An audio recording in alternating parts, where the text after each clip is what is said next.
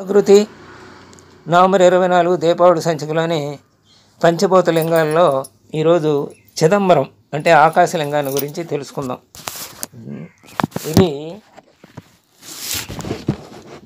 ఆకాశతత్వాన్ని చిహ్నంగా ఇక్కడ లింగాన్ని పరిగణిస్తారన్నమాట. చిదంబరం అన్న పదం చిత్తు అంటే చైతన్యం, అంబరం అంటే ఆకాశంగా అంటే చిత్ అంటే చైతన్యం, అంబరం అంటే ఆకాశం. వేదాలు ఉపనిషత్తుల ప్రకారం మానవుడు అంతిమంగా సాధించాల్సిన స్థితి చిదాకాశం. ఈ చిదాకాశంలో అన్నీ ప్రతిబింబించినాయని మనం వీటిలో 10 బ్రహ్మలుగా వచ్చినటువంటి వాళ్ళని గురించి తెలుసుకున్నప్పుడు చెప్పుకున్నాం కదా. మన చిదాకాశంలో ప్రతిబింబించడం ఇదంతా అని కూడా తెలుసుకున్నాం కదా, ఇది ఈ సృష్టి అంతా. కాబట్టి చిదాకాశం అంటే చైతన్యంతో కూడిన ఆకాశం అన్నది వేదాంతులు చెప్పే మాట. చిదాకాశం అనే స్థితిలో అత్యున్నత పరమ సుఖం లేదా పరమానందాన్ని అనుభవిస్తారు. ఇక్కడ నాట్యభంగిమలో ఉన్న నటరాజు ఆ పరమ సుఖానికి పరమానందానికి ప్రతీక. చిదంబరం నటరాజస్వామి అని చెప్పుకుంటాం కదా, ఆకాశతత్వానికి ప్రతీక నటరాజు విగ్రహం అన్నమాట.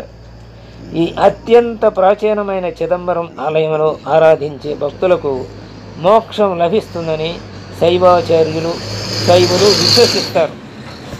హిందూ పురాణాల ప్రకారం ఈ ఆలయం విరాట్ హృదయ పద్మస్థలంలో అంటే విశ్వం మధ్యలో ఉంది.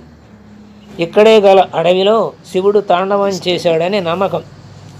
ప్రపంచంలోని శాస్త్రవేత్తలు చిదంబరం ఆలయం ఈ భూమి అయస్కాంత అక్షరేఖ మధ్యన ఉందని నిరూపించారు కూడా. నాట్యభంగిమలో ఉన్న శివుడికి సభానాయకర్ అని కూడా అక్కడే శివుడిని, ఆ నాట్యభంగంలో ఉన్న శివుడిని సభానాయకర్ అని కూడా పిలుస్తూ ఉంటారు.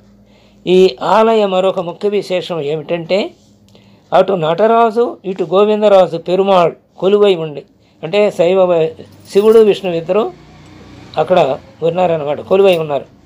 పూజలు అందుకునే అతి తక్కువ ఆలయాల్లో చిదంబరం ఒకటి కావడం, దీనితో పాటుగా చిదంబర ఆలయంలో శివుడిని ఆకార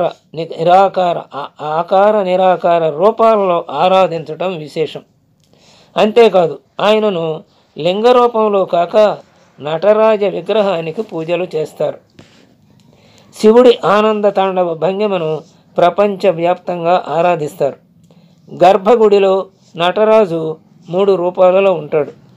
సకల తిరుమేనిగా పిలిచే నటరాజ విగ్రహం ఒకటి, రెండవది సకల నిష్కల తిరుమేనిగా పిలిచే రూపము లేని రూపమైన స్ఫటికలింగం రెండవది, మూడవది నిష్కల తిరుమేనిగా పిలిచే చిదంబర రహస్యంలోని రూపం లేని ఆకాశలింగంగా ఉంటాడు.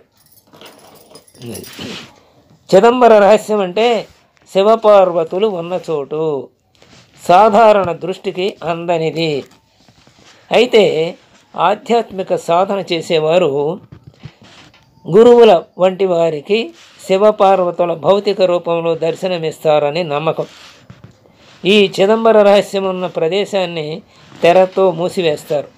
ప్రత్యేక సందర్భాలలో మాత్రమే దానిని తెరుస్తుంటారు. తెరిచిన సమయంలో ఉన్న అదృష్టవంతులైన భక్తులు అక్కడ శివపార్వతుల ఉనికికి ప్రతీకగా ఉంచిన బంగారు బెల్వదళం కనిపించినట్లుగా కనిపిస్తుంది.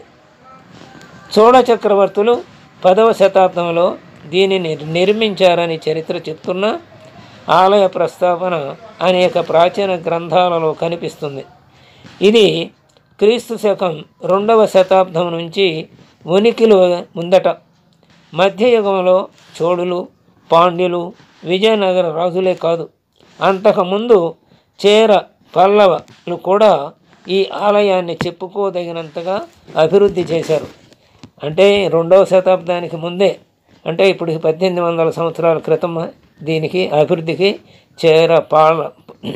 చోళ పాండ్య వీళ్ళందరూ రాజుల వంశాల వాళ్ళు కృషి చేశారన్నమాట.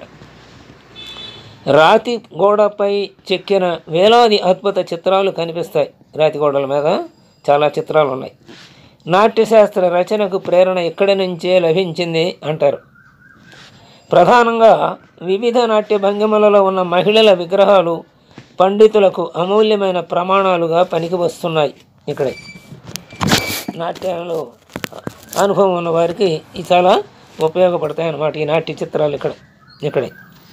ఇందులో అనేక విగ్రహాల పక్కన శాసనాలు కూడా ఉన్నాయి.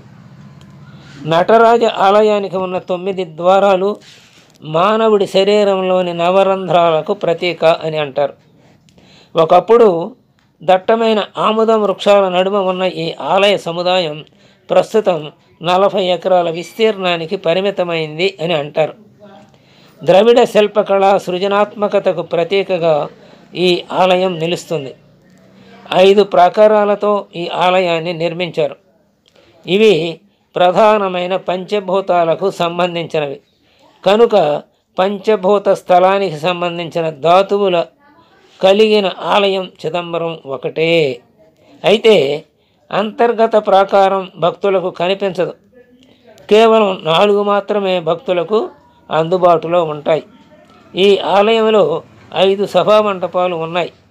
చిత్సభ, కనకసభ, దేవసభ, నృత్యసభ, రాజసభ. నటరాజ విగ్రహం చిత్ సభలో ఉంటుంది. రెండవ మంటపమైన కనక మంటపాన్ని రోజువారీ పూజాధికాల నిర్వహణకు ఉపయోగిస్తారు. కనక సభ మంటపంపై కప్పు బంగారంతో తాపడం చేసింది.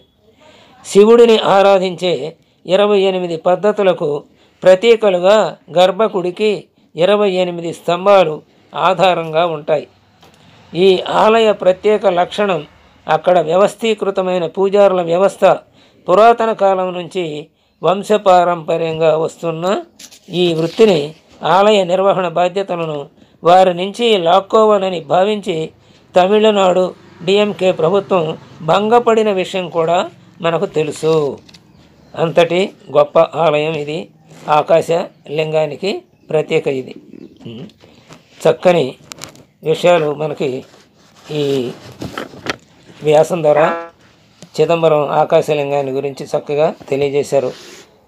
స్వస్తి.